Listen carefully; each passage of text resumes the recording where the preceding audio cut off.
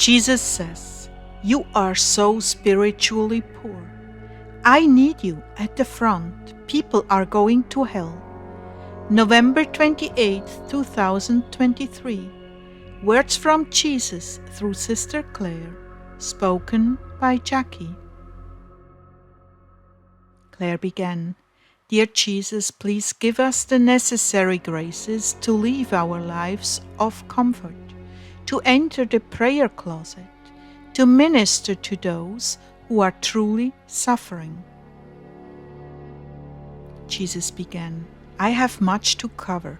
First and foremost, I need you all on the front lines. People are going to hell and need rescuing.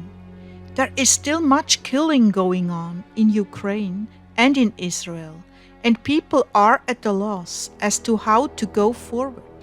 There is nothing but bloodshed ahead of them. You can make a difference. Come to me with sincere hope that I'm able to make the difference. Praying for them is the next best thing. Send angels of conversion and offer your sufferings for the conversion of those who are dying. Those who control this world are hell-bent on killing as many as they can. Your prayers avail much, especially in their last moments on this earth. You cannot be there, but you can offer prayers that it will go well with them, and they will accept me. There is great mercy in reserve for these people who have been so brainwashed since infancy that they do not know right from wrong. Their moral world is upside down, and this is why they are perishing. But through your prayers and love, I'm turning it around, even if only in their last moments, so they may spend an eternity with me. I'm also working with you to have more selfless compassion, so that I can take you in the rapture. There are many areas where you are lacking, and applying yourselves to prayer for these people is ripening your hearts, making them worthy to be removed in the rapture. My dear ones, you have no idea how spiritually poor you are in good deeds. What I'm offering you is the ability to visit the sick and imprisoned without leaving your homes. Care for them diligently, and you will accumulate many graces of compassion. Your culture does not teach this, and that is why you are so poor. Now is the time to make up for not visiting the sick or imprisoned. Now is the time to pour yourselves out upon those who have no one to be there for them. I know this is difficult for you, especially around this time of the year, but this should be your main focus at this point, not shopping. Clare, it has taken you many trials and errors to get to this point, where you recognize your poverty. In the past, you would go out and spend money on your children, an excess amount, following the culture of the day. Now you understand that this time of the year is about giving, about supplying for the truly destitute, not self-interest, but God-interest, supplying what I need for my children.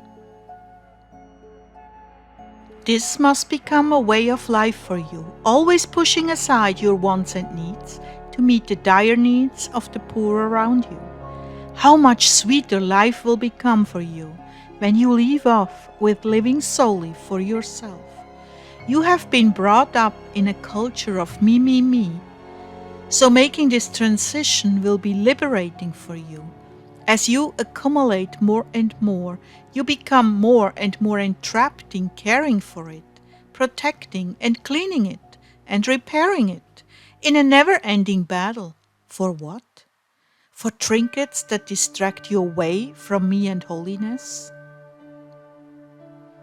Yes, indeed, this is by design of Satan, who has been drawing you away from the true purpose of my birth from the beginning, burying you in debt, and preoccupation with the things of the world, which cease to bring you lasting joy and will be a source of shame at the judgment seat. But very few are those who finally come to their senses and see their true state before me when they give of their lives for those things that will be useless for their salvation in the world to come.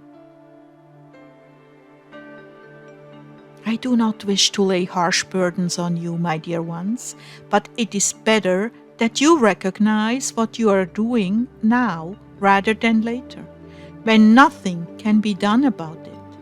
Yes, the time will come when your true spiritual state will be revealed to you. Would you not rather know this now than then, when there is nothing you can do about it?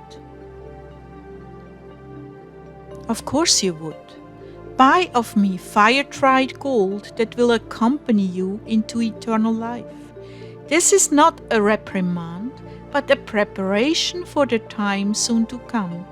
Heed me now, and you will not be ashamed at that time. Some of you are wearing the fragrance of charity and brotherly love. You have gone to great lengths to deny yourselves and provide for others. You have discovered that the source of happiness lies in giving, not receiving. You will do well in that moment when you stand before me. Be an inspiration to all around you and encourage them to sacrifice for the love of God and for the love of the poor.